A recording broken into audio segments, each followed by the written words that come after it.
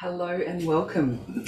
I don't know why, but my camera feels lower today and I mustn't have lifted it up, so I feel like I'm further away from my computer, but that's okay. So welcome everyone and welcome to day 2 of this Soul Ignition. So we are recording and I've got everything open, so we're good to get going. So I wanted to first, what we're going to do is we will recap Pillar 1, the things that we did yesterday. But I would love to start with, if you let me know in the chat box, what does being radiant, what does radiance look like for you? So pop that in the chat box and I will get the slide deck up and ready. So today is day 2 of this Soul Ignition, and we're going to recap day 1. We're going to dive into my absolute favorite, which is the heart. We're going to discover Pillar 2, and then we'll reflect, and if we've got time, we'll do a quantum activation. And so everyone that was here today was here yesterday, so we can go past these pieces. And so in Pillar 1, we talked about it being radiance, and what radiance being is cultivating an internal environment of coherence. And when I asked you guys what that was, let me have a look. Okay, Natalie says, shining the light that's in me without a care in the world. Katie says, massive smile on my face, feeling free, no insecurities, feeling like I look good and having fun and putting out a glow. Yes, absolutely. And then Nadine says, feeling fully alive, abundance of energy, love and joy. And I really, really, really have, resonate with the energy piece, the vitality piece, because of how much of a difference that makes in our ability to do absolutely everything. And so cultivating this internal environment of coherence, that our everything matches up. The things that are coming out of our mouth resonate with what actually we feel internally, and that experience of the light, the coherence between the cells, and the cells being able to communicate clearly, and there being a sense of inner peace within us, and then a glow that happens when we feel that alignment and we feel that coherence within us. And it's luminosity. It is about the glow. That's what radiance is about. And when we are in good health and vitality, so good health in the sense that it's difficult for us for there to be coherence within the body and the cells if we have a poor diet. It is difficult for there to be coherence within the cells if we might have a good diet, but we have a stress-filled life. And so, or we might have lots of unresolved feelings and unresolved trauma within us that is creating density in the cells and not allowing there to be this free flow within the cells, which affects the luminosity, it affects the communication and the transference within the cell. And so if you picture yourself, like we shared in the example yesterday, like I shared in the example yesterday in the study that has been done, if you picture yourself even once a day being in your full radiance, what do you look like? What does your skin look like? How do you speak? How is your hair? What are you wearing? What is surrounding you? And tuning into the frequency of that version of you, that radiant version of you, and what that looks like. You start to close the gap between where you are now and spending 80% of your time being lit up and being in that radiance.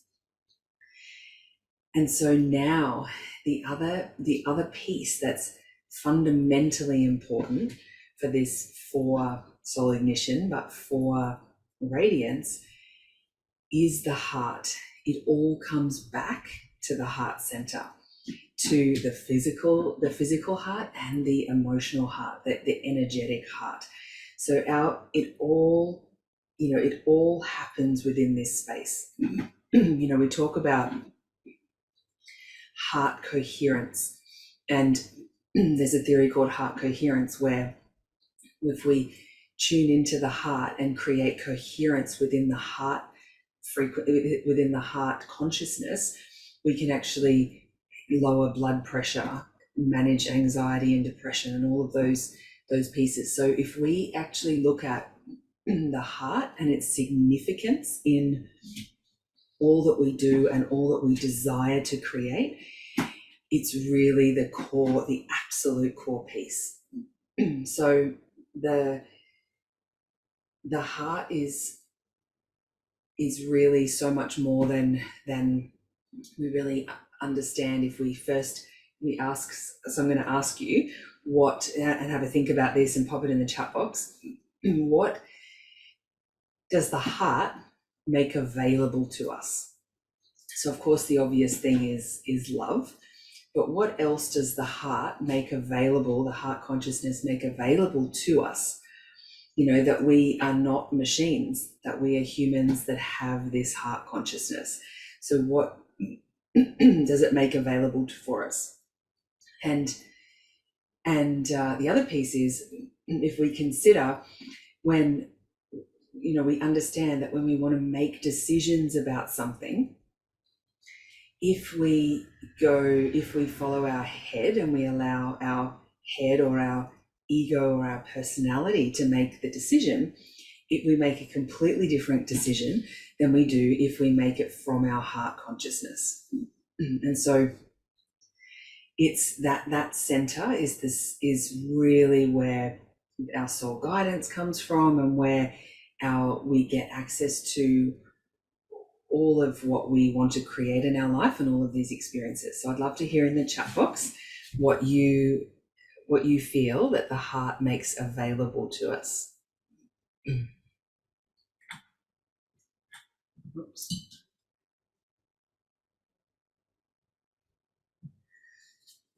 So other than love, what would you say?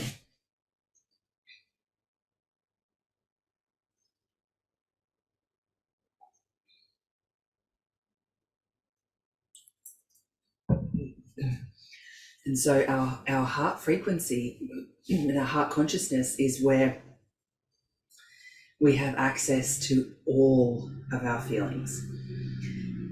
And this is where there's so much that we don't necessarily understand about the heart frequency and the heart consciousness. How when we know logically that the best thing for us to do is to live in alignment, with our heart, what our heart says, yet we hear the guidance and we feel what that is for us, and then we go against it because our head says something different. And there's reasons for us that there's reasons and patterns and conditioning that has us make those choices, but it's really the second brain. It's really the second brain, and it's the brain that I prioritize. And that when we prioritize that brain, our life looks different. And so Natalie says acceptance and the ability to find that oneness with our environment. Yes, it's our ability to connect. So our heart allows us to connect with others. And as humans, we know that humans cannot survive without connection. We are designed to be in community. And in fact, so Dr. Zach Bush is a really, really cool scientist that I've listened to lots of his stuff, and he makes science really fun to listen to. And he talks about a cell in isolation is chaotic, that what a cell studied in isolation is complete chaos. And so he's saying that in science, what they do is they study a lot of pieces of science in isolation, that they study the cell in isolation, and that is not a true representation, because cells in community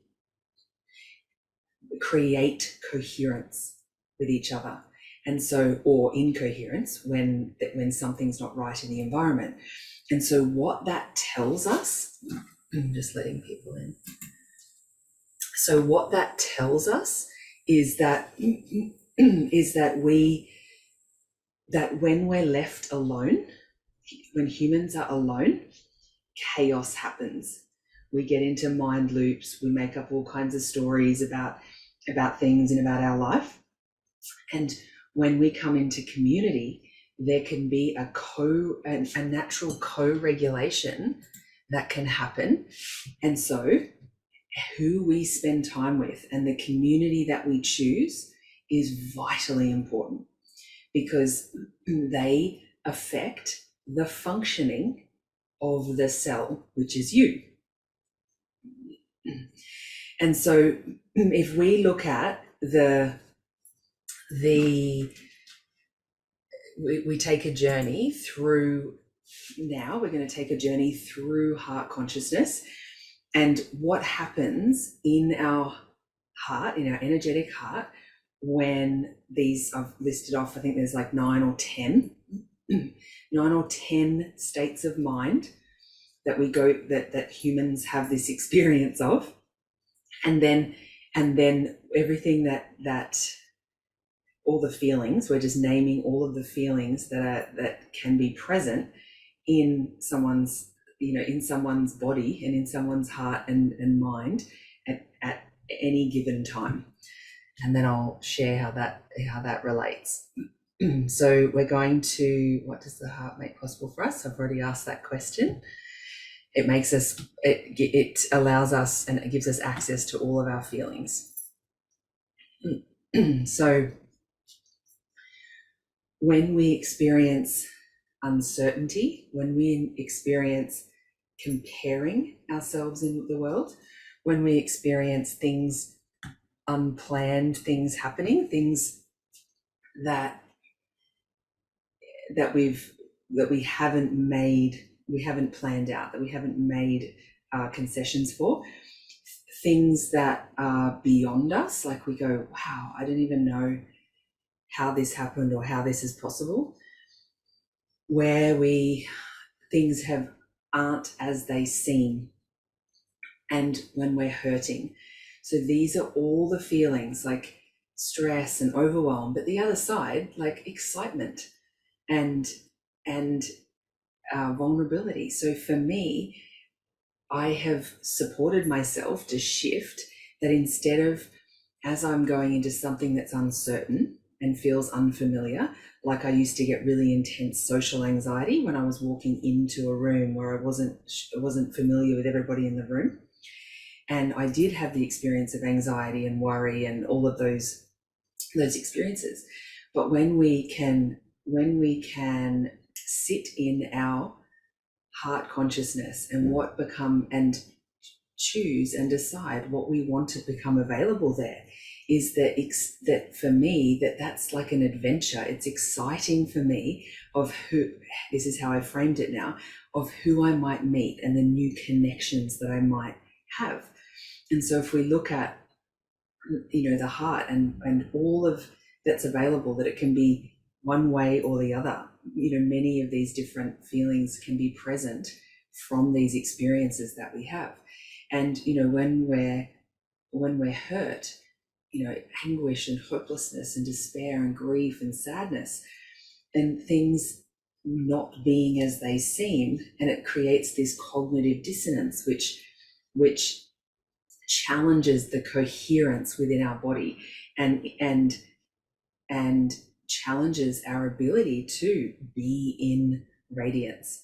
And so what we get to do is we get to by understanding all of these pieces and really getting a concept of the what's available to us within the heart consciousness, getting all of these pieces, recognizing what's actually happening for us and having us respond in a certain way, and then bringing ourselves back to a place of coherence so that we can do XYZ, so that we can shine our light, show up, do the thing that is stretching and leaning into our edges. And so then the next is there's more. The heart is quite incredible. So there's more. And so, oh, that's so funny. I started from the beginning and called them 1, 2, 3 again.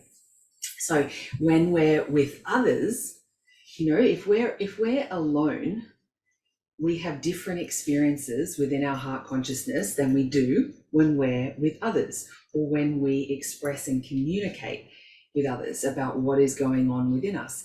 Sometimes we can feel a feeling like, oh my gosh, I feel anxiety right now. And my husband always says to me, is that anxiety? He goes, is that worry or is that excitement? And then sometimes I sit there and go, and I ask myself, I'm like, yeah, it's actually excitement. So what happens for us and what becomes available for us through connection with others is that we have the ability to make this perception shift and bring coherence back into the heart space. So with others, we can access compassion, or we can go into pity and empathy and sympathy, and all of these pieces. When we fall short, of an expectation we have of ourselves, shame, self-comparison, perfectionism, guilt, humiliation, embarrassment, and our search for connection. When we desire, when we're in a place of, I would like connection, is that we have what becomes available to us is belonging, connection, and on the other side of that is that then we can become present to the disconnection and the insecurity, feeling invisible. This used to be a really big thing for me, is this, I feel like I don't matter. I feel like I'm invisible. When I wanted to connect at a deeper level, or something that really mattered to me, my experience based on, childhood wounds, was that I was invisible when it really mattered, when I was really searching for connection. And as we traverse this incredible terrain of the heart consciousness, and what we do in all of my programs in working together, is that we become aware, we bring awareness to all of the pieces that are there, so that we can hold them and bring light to those pieces. And then that's when the alchemy can start to happen, is that when we can see it all, when we can hold it all, when we can be with it all. And so this process that I'm sharing with you is about the awareness piece and everything that's possibly going on within that other brain that we have.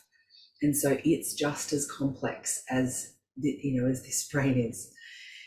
And so when our heart is open, love or loveless, feeling that something's not reciprocated, heartbreak, trust, self-trust, betrayal, defensive, and then, absolute flooding. And when life is good, joy, happiness, calm, contentment, joy again, relief and tranquility. And so we get to be in that place of, when we're in the goodness, when we're in the flow and in the radiance, and we're like, this is great, that we can actually allow ourselves to stay in that place and experience these feelings of joy and happiness and calm and contentment, and then amplify those to send out the message through the rest of our body for this coherence piece, that this is being anchored into the nervous system, and that we don't go straight out of our heart space, heart consciousness, and go into, what if this doesn't last? What if, I can't maintain this? Or, at what point is the rock about to drop? so that we get to stay in the heart and maintain that coherence within us.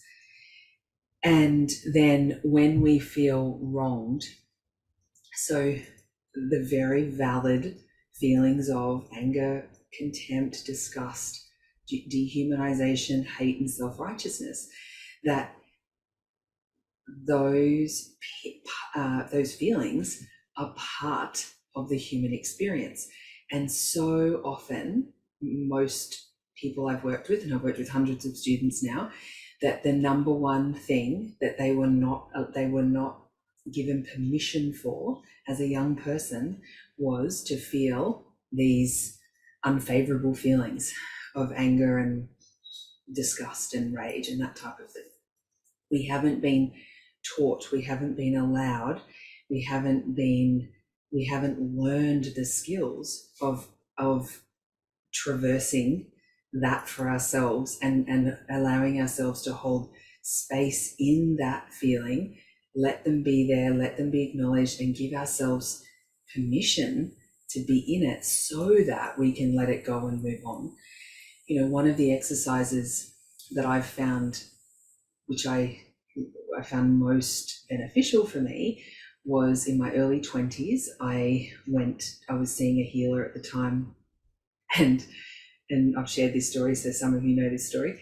And she said to me, the first thing she said to me was, "What are you angry about?" And I said, "I'm not angry." And she just asked me repeatedly, because I was so disassociated and so disconnected from my actual feelings, that I didn't think I was angry. And I had so much internalized anger and rage that I had a severe, life-threatening autoimmune breakdown. So I had aplastic anemia and nearly died, and had long-term treatment, 2 years of treatment to recover.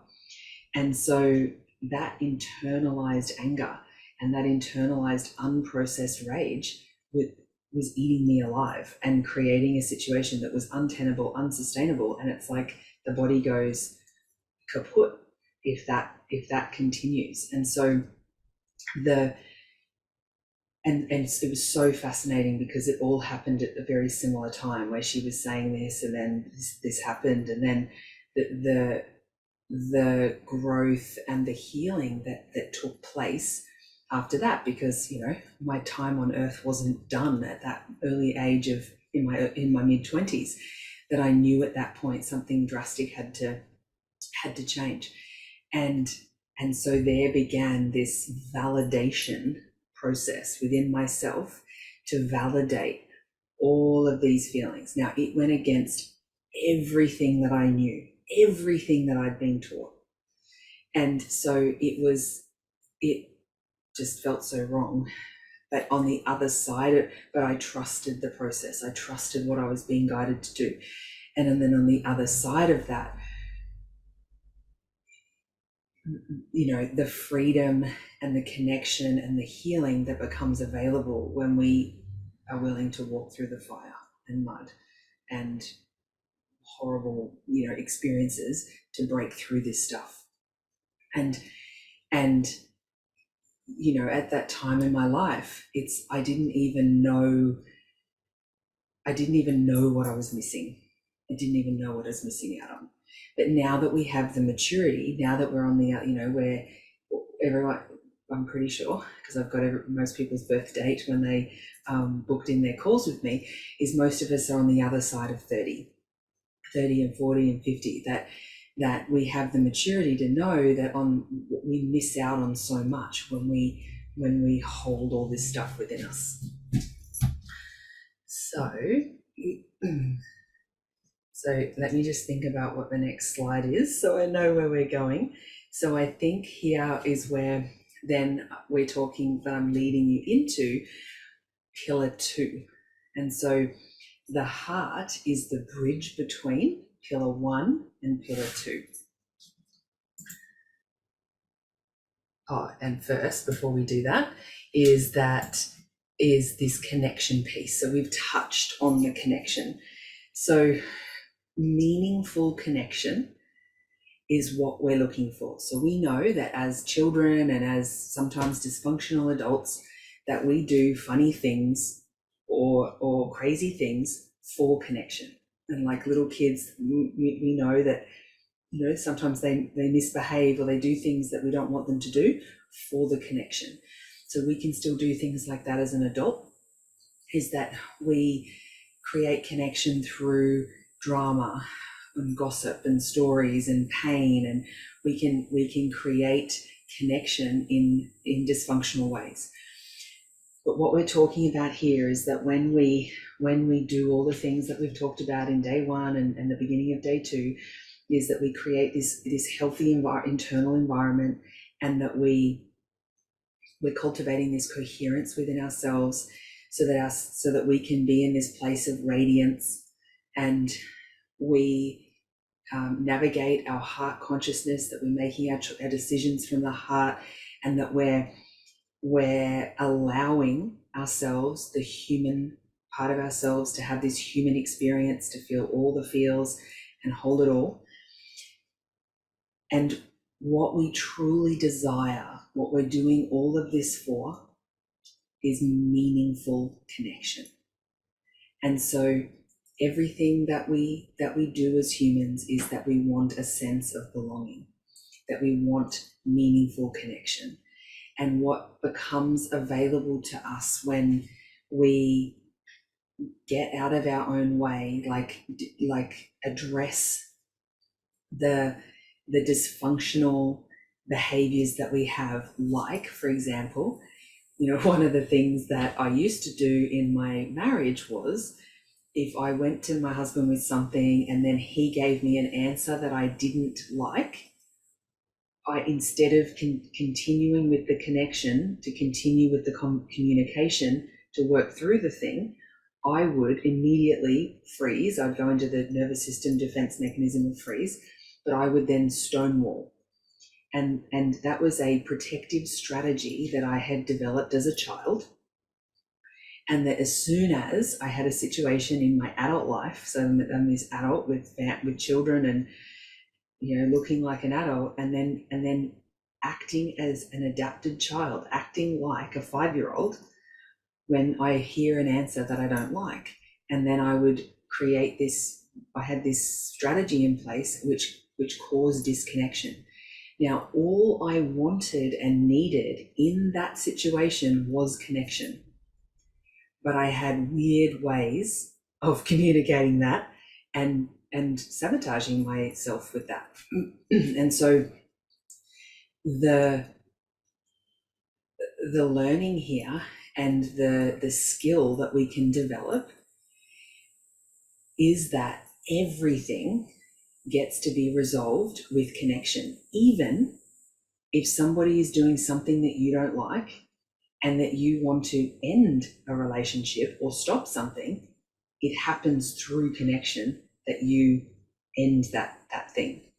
So stonewalling and having no boundaries and all of those pieces that affect interpersonal relationships are dysfunctional behaviors that we create that actually inhibit our ability for connection. And so what meaningful connection is grounded confidence in that I trust myself and I trust what it is that I desire, and I trust my ability to express and communicate that. I trust myself that even if it doesn't go the way I want it to, I'm going to survive, so I can breathe my way through all of my triggers. And this is this trusting the self, the grounded confidence, the courage to walk alongside others. So the courage to do that with others. It's perceived, I don't agree, but it's perceived to be easier if I just do this on my own. In business, one of the things, because of the stories around independent woman and doing things on my own and being raised by a solo mum who was incredibly high functioning and did amazing things, and the stories that I had were, I have to do this on my own, I have to be independent, and it's some kind of badge of honor that I had to do it on my own. That the courage to walk alongside others was a stretch for me initially, because of what it involved in the relationship skills that had to be developed within me in order to do it with other people, in order to connect with other people, in order to maintain any relationship, is we have to have, you know, a solid skill set to be able to navigate all the things that come up in relationship. And so, and then the other piece, so that's the courage piece. And so the other piece is the tenderness in the story, is that when somebody is trying to connect with you, but they might be doing it in a way that, you know, might be triggering for you. So I always use my husband as an example because, you know, we're such different people, and often he'll say things, and then I can feel myself going, I feel the trigger happening. I feel the resistance in my body. But the tenderness piece is that we can be in our heart and be present and listen and receive what it is that they're sharing, because it's likely that it takes courage on their part to make the connection. And so if we stay in that tenderness, if we stay in that softness, we can traverse the feelings that come up in us, and we can support the other person to traverse what's there for them. And then that's meaningful connection. That's intimacy. And that's what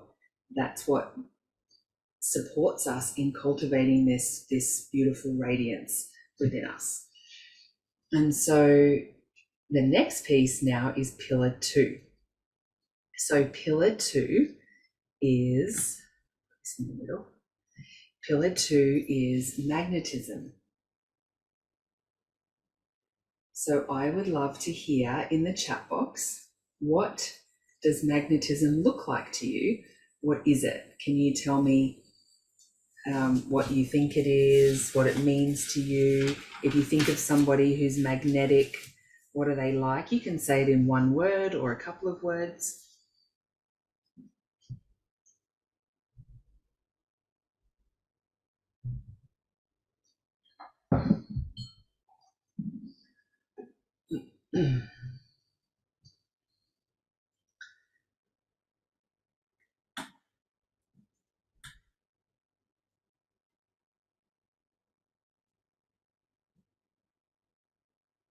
Oh, is that, yes, you've just typed this, great.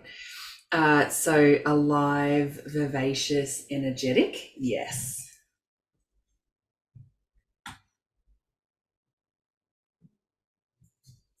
What else? How else would you describe magnetism?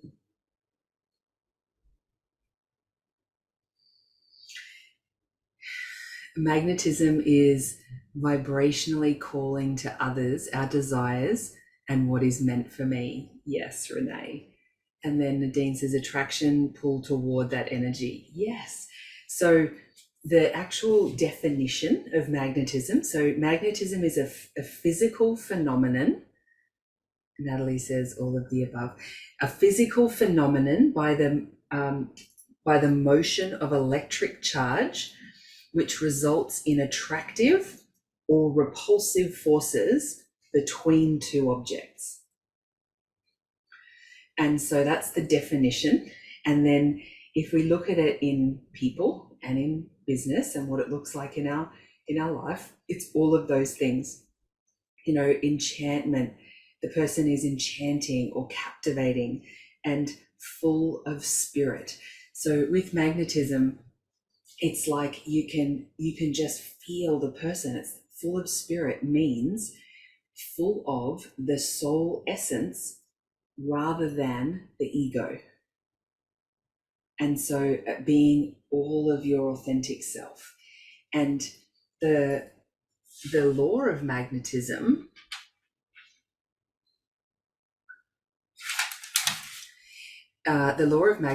says that we draw. So there's a magnetism that draws two, and then there's the magnets that repel each other if they're too similar. And so if we look at that in people, you know, we attract what we are. And so that can be challenging, you know, a hard pill to swallow at times. But if we we attract what we are. And especially if we put this into our business setting, if we in our business show up and we show up and we're devoted to what we're doing and we're willing to lean into our edges and we're self-responsible, then what we attract in our business is people that are willing to do what we've prescribed to them. They're willing to show up. They're willing to lean into their edges. So we attract what we are. And where there's distortion at times is that there will be a distortion or a lack of coherence somewhere within our belief system, within the stories that we tell ourselves. And sometimes these pieces can be blind spots. And sometimes they're obvious and we know what they are, but we don't always commit to doing something about it. And so one of the things is, in all of my programs that we do, the alchemy healing work as well. We always look at bringing awareness to those stories, to those limiting beliefs, to those programs and templates that are holding us back. And then we have beautiful healing and practices to support us to alchemize and move through those so that we can replace it with how we want it to be. And so if we look at magnetism, is that we in our life, we use this skill, it's our ability to connect with people, and then our ability to, it's our ability to attract, and then our ability to then let it in for it to come in and actually how open we are. So you can have the experience in life where you are noticed or you are heard or being received by others, but then the magnetism is not fully felt if, as the person tries to connect with you, you then stonewall or freak out in some way that you shut them out, and then that connection, that meaningful connection, can't happen. And so this was an experience that I traversed in the first few years of my business, in my coaching business, was that I was doing all of the things to call people in, and then I would feel myself get to the place of, can I really hold this? Can I really allow this deep connection to happen? And then I would create the distortion so that then the people didn't feel like they were able to finish the connection and become me, stay magnetic and make the connection. And so what has shifted is that now people are able to feel the pull, and then they know that it's safe to continue to make the connection, that I am open enough that I can hold all of what goes on in supporting people in their areas of their life that can get really messy, that can get really challenging, and that I have the capacity to hold that. And so now there's a safety that has been created in those relationships, that an openness that I hold, that people are able to continue to come in and make that connection. And so magnetism is such an important part of business, but of life. If we want to even have meaningful friendships and have a deep, intimate relationship with our chosen partner, is that we want their magnetism is where the excitement and the passion and the fire and the aliveness makes life truly exciting to do with another person. And so we want to have that frequency between everyone that we interact with.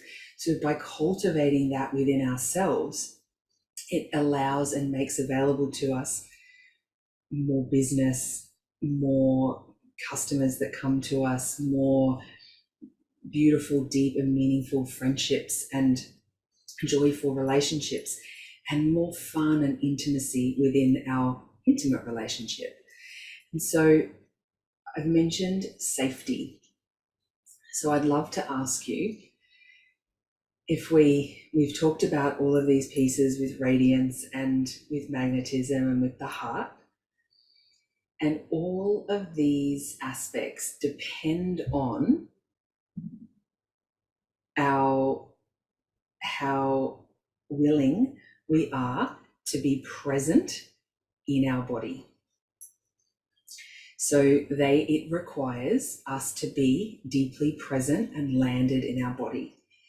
Now, if we have a whole lot of unresolved stuff and we've got blockages that we're aware of and we have anxiety and worry, those are all times that we're not present in our body, that we go into our mind and we disassociate or as a coping strategy for what it is that is happening for us.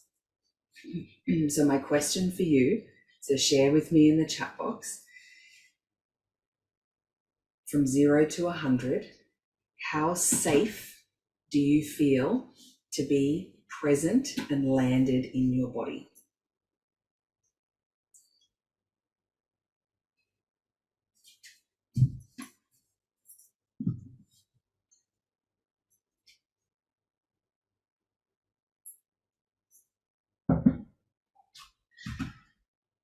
Mm.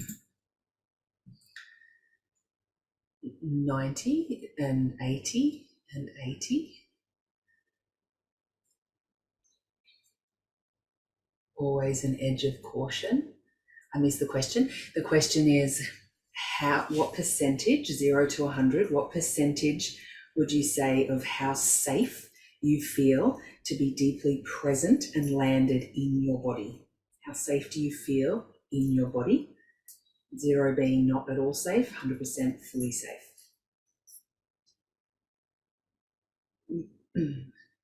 95, beautiful.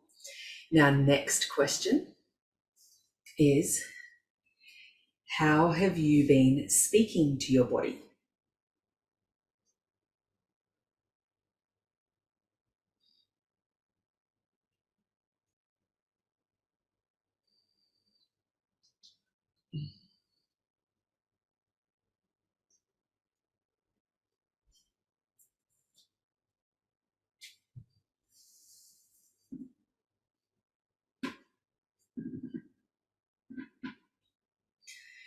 And then the next question is, if you place your hand, one hand on your womb space, one hand on your heart, you can close your eyes if that helps you come into presence, and taking a deep breath, and then asking your body, not your mind, asking your body, what does she need to heal? What does she need for her next layer of healing?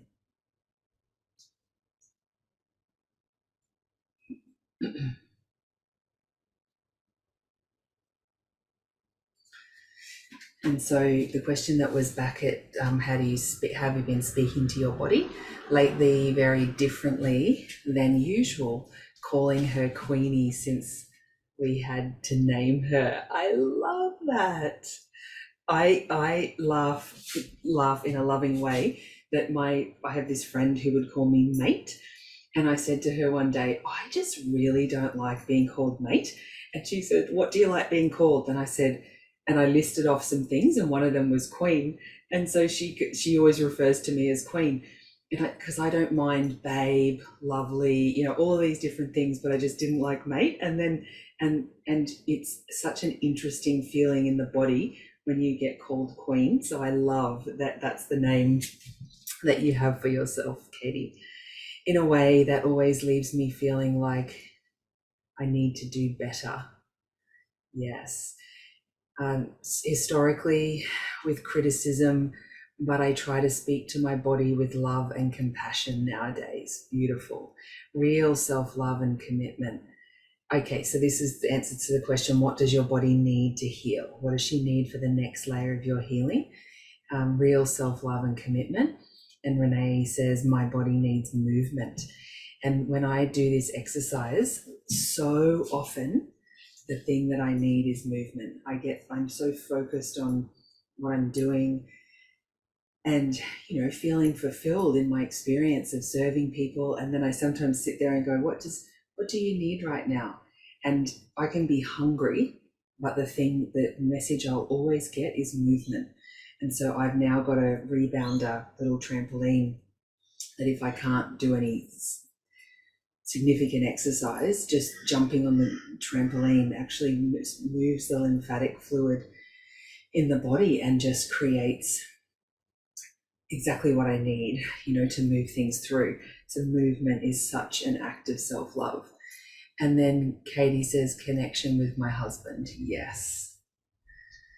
Beautiful. Okay, so now, I'm just thinking about the next slide.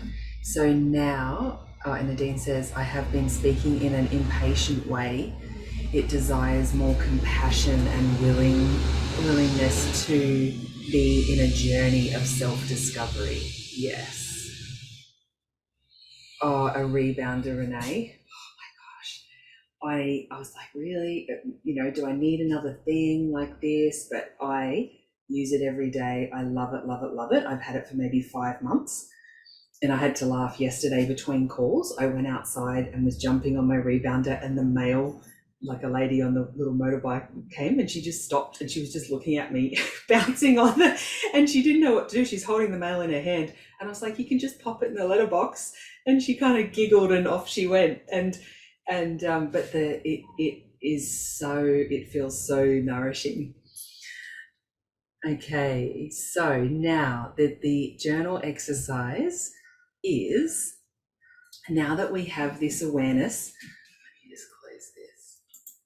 Now that we have this awareness about our priorities, how we want to speak to ourselves, about the coherence, about our heart, I would love in this journal exercise that you, and I'll have to pause the recording when I do this, because I learned when my husband was helping me with the replay last night, I don't own the rights to the music, so I'm not allowed to have commercial music in these webinars. So I'll press pause, and for those watching the replay, just play some beautiful music as you do this exercise. So the journal exercise today is to write a letter to your body and telling her how much you love her and how grateful you are for this gift of life. And so I'll just give you a few minutes to do that. I'll put some music on and I'll just pause the recording.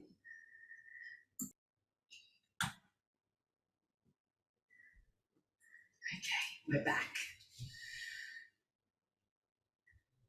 Okay, so now that you have that letter that you've written to yourself,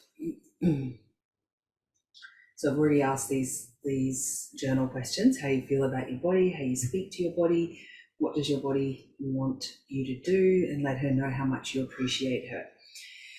So now that you have this letter for yourself, one of the things that you can do is that over the next, that you've got this letter for yourself, is that you read this letter and receive this letter for at least 21 days.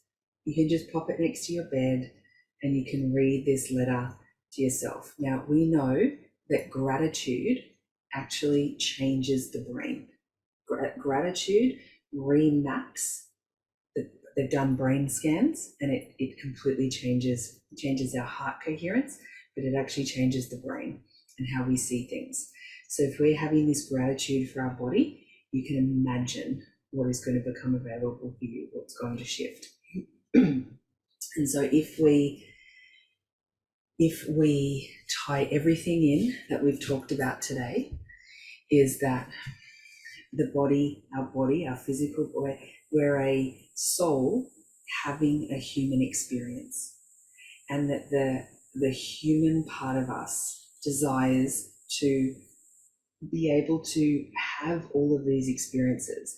allow ourselves to feel all of the feelings, give ourselves permission to be with it, and then move through it so that it can move out of our body. We know that the body is the barometer of the soul. We know that the body keeps score. It remembers everything. It's held within the cells of the body. It remembers everything that we've experienced.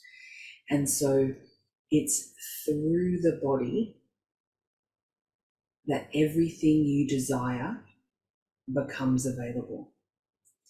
And so our capacity to hold all of these things, as in hold the experiences that we're having, is the same as our Literally, this is my first go day where I've actually got like 2 clients to go and see, and I'm like going, 1 second. I'm here at the mechanic. There we go. Is that everything happens through the body. And so it's the body that makes it available for us. And so we want to be allowing and inviting ourselves to be deeply present in the body. And so what that can look like is that when we haven't been doing that. So when I first started doing this, I hadn't been doing that. So there was a bit of a backlog of stuff that I hadn't processed. And so it felt really intense and really heavy when I started really being present in my body, because it had been neglected for a lot of the time. Now, I thought that, eating good food and doing exercise was enough of I'm in my body. But that's not the case. It's when things get hard, can I stay present and move through this experience? Can I allow myself to be in the rage of what it is that I'm experiencing? Can I give myself permission to work through a big, huge experience that I had many years ago that keeps popping up in my memory?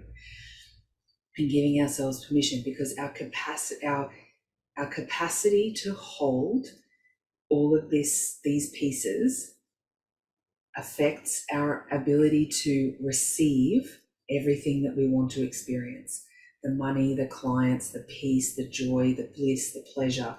So this is by being present in our body, by giving ourselves these pieces, it expands our capacity to receive the things that we desire to experience. So today, the exercise to share in the group is, what would it mean to you to win the scholarship? So you can do it in a written post or a video that's under 3 minutes, and you just go into the group. And so if you're watching the replay, same for you, is that you can just go into the group, share a short transmission, a written or video, of what it would mean to you to win the scholarship. So that concludes today, and I'm doing so well with timing. I'm so proud of myself. It's 3 minutes past 1.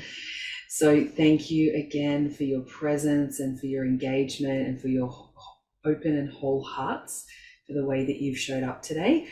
I look forward to seeing what you've shared in the group. So those of watching the replay, even if it's day 1, just put at the top of the video, just put hashtag day 1. I forgot to give you this instruction. Just say at the top of your post day 1 or day 2, so that I can keep track. And let me just check the messages. The chat box. Thank you. You're so welcome. Opportunity to join today after lunch. Oh, beautiful. Thank you, Renee. Okay, so that concludes today. Thank you again. Go well. And so same time tomorrow for the final day and for the final pillar. So I will see you all soon.